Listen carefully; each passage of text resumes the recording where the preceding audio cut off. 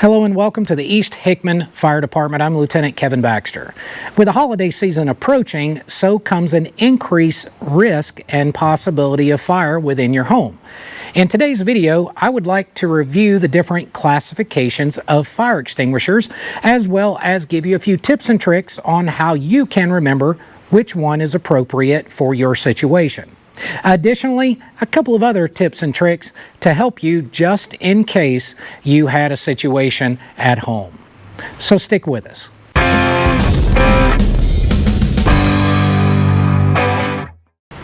During the holiday season, there are a lot of things that could potentially be changing around your home. You may have a Christmas tree strung with lights. You may have extension cords inside your home, and if you're a Clark Griswold type of decorator, you may have lights all over the exterior of your home, as well as extension cords exposed to the weather and moisture.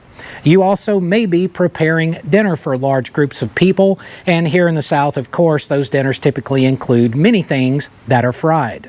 With Thanksgiving coming, you may be deep frying a turkey, various different factors, wrapping paper on presents. Many things create many different hazards during this holiday season.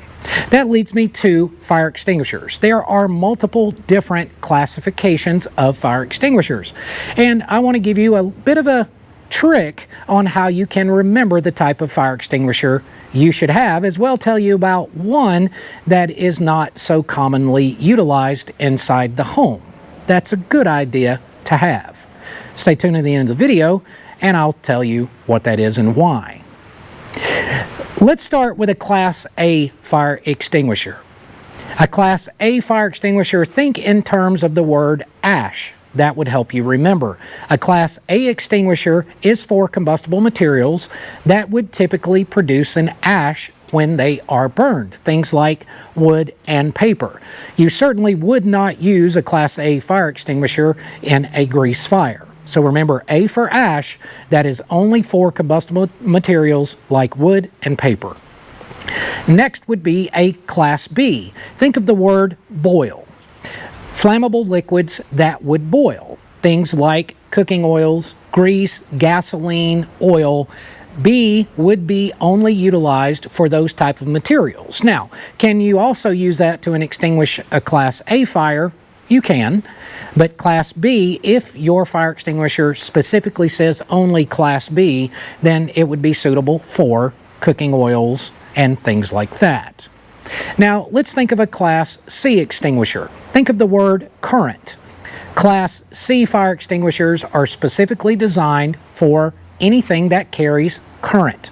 Electrical devices, things like space heaters, stoves, extension cords, lights. Class C extinguishers, think current and think electrical. Of course, there's the Class D fire extinguisher, and that's not normally something that someone would need in their home. It's designed for flammable metals, things like magnesium, titanium, and various others.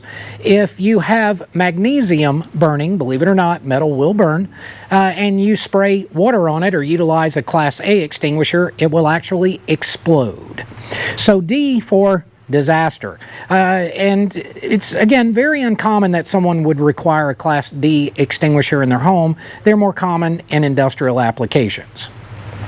Now, the last type of extinguisher I would like to tell you about is one you should consider having inside your kitchen. That would be a Class K extinguisher. Now, they're not commonly found in retail stores. The Class K extinguisher was originally developed for restaurants. The reason it is used in that environment is because it does not require complete decontamination of the kitchen. So let's think of a scenario where you have a small grease fire inside of, say, a restaurant or your kitchen at home. If you have access to a Class K extinguisher, you can extinguish those grease fires, oil fires, utilizing a Class K extinguisher, and you do not have to contaminate all of the food that you have available. You can, of course, use a Class C extinguisher to extinguish grease fires inside your kitchen, but that would mean that you would have to dispose of all food and completely decontaminate your kitchen. So it's a great piece of advice to take a very close look at the labels on the fire extinguishers you choose to buy. Quite often, those fire extinguishers you purchase from big retailers will be classified as A, B, and C extinguishers. Another that you could add to your arsenal is a Class K extinguisher and keep that inside your kitchen. It would keep you from having to decontaminate your entire kitchen to put out a small fire in a pan, for example. Now, a couple of other tips and tricks. It's not at all unusual. If you are frying yourselves up some chicken in your good old iron skillet on top of your stove, to have a small grease fire in that pan. Some would panic, immediately pick up that pan, run to their kitchen sink, and try to turn water on. Of course, that can certainly lead to a disaster, and you certainly would not want to do that. A second action that some may take is to run outside with that burning pan and throw it into their yard. Well, let's consider also we have dry leaves, dry grass and things in our yard, and we pitch it out into the yard or on our back porch. Now we have a house fire or a fire in our lawn. Neither of those are advisable. Having your Class K extinguisher, and also take a look at small fire blankets. They can be had relatively inexpensively from retailers or online stores. These fire blankets can be deployed rather quickly. If you have that small pan on the stove and you develop that grease fire, if it's small enough, you can often just put the lid on the pan and it will smother that fire. Option 2 is to utilize your fire blanket and lay it over the fire, and it'll be extinguished near immediately. And of course, option 3 is to utilize your Class K extinguisher. Now, never leave cooking food unattended.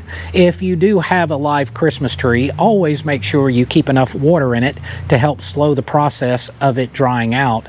And in any situation, of course, if you happen to have a fire and you make the slightest attempt to extinguish that fire, of course, you want to evacuate the building as quickly as possible and call 911. I hope this helps you provide a safer environment for yourself and your family during this holiday season, and we thank you very much for watching. Your East Hickman Fire Department is a 100% unpaid volunteer fire department. We are a 501c3 registered nonprofit organization, and we rely on donations from businesses and citizens like yourself in order for us to be able to protect our community. If you're interested in donating to the East Hickman Volunteer Fire Department, you can scan this barcode to make that donation, or if you check in the video description, you will see a link to a website where you can make a donation as well. Happy holidays to all of you. We hope you stay safe, and thank you for watching.